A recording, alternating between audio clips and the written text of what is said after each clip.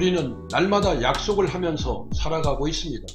동창 모임부터 거래처와의 업무 미팅, 업계의 동향을 파악할 수 있는 세미나, 각종 경조사 등 때로는 약속을 지키기 위해 살아간다 해도 과언이 아닌 것 같습니다.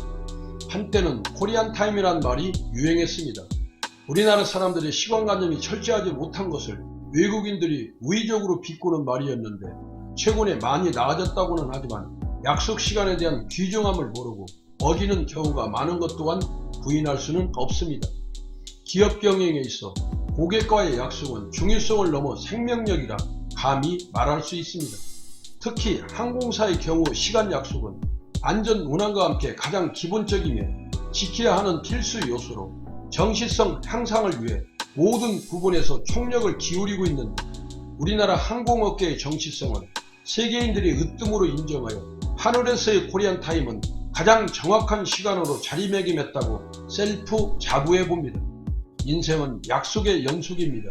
사소한 약속을 지키기 위해 때론 목숨까지 걸었던 위인들의 발자취를 봄꽃 향기와 동행하며 살펴보도록 하겠습니다. 독일에 한 대학 교정을 걷는 남자가 있었습니다.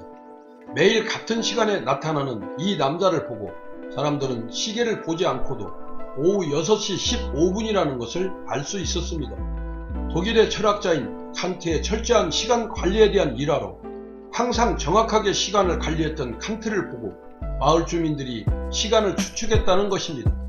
어린 시절부터 선천적 심장질환과 호흡기 장애로 자주 알아놓곤 했는데 부모님들은 규칙적인 생활을 할 수 있도록 주의를 기울여 주었고 이러한 생활 습관이 성인이 되어서도 이어져 칸트는 자신의 신체적 약점을 철저한 시간 관리를 통해 극복할 수 있었고 대철학자의 반열에 오를 수 있었던 것입니다.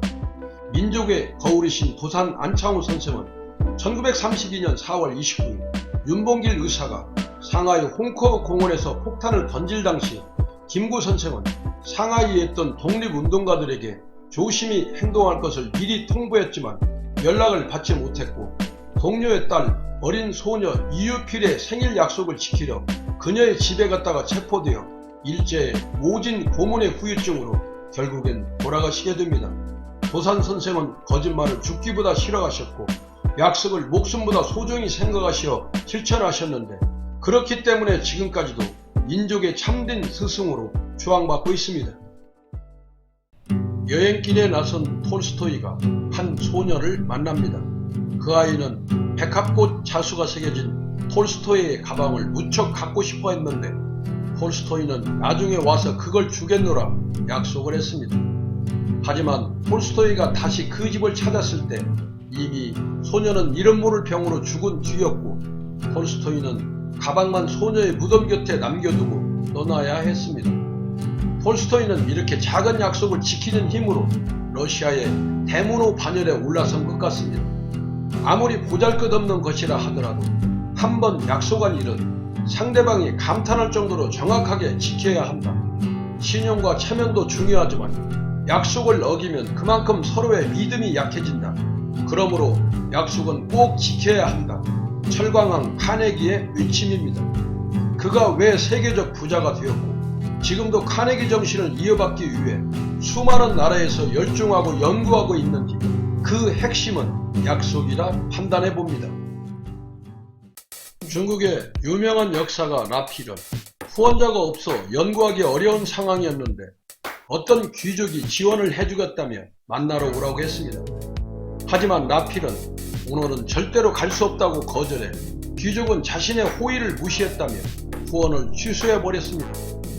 나필은 전날에 시장에서 한 소녀와 부딪혀 항아리를 깨뜨렸는데 돈이 없어서 오늘 그 자리에서 만나 항아리 값을 물어주기로 했습니다. 그는 이렇게 말했다고 합니다.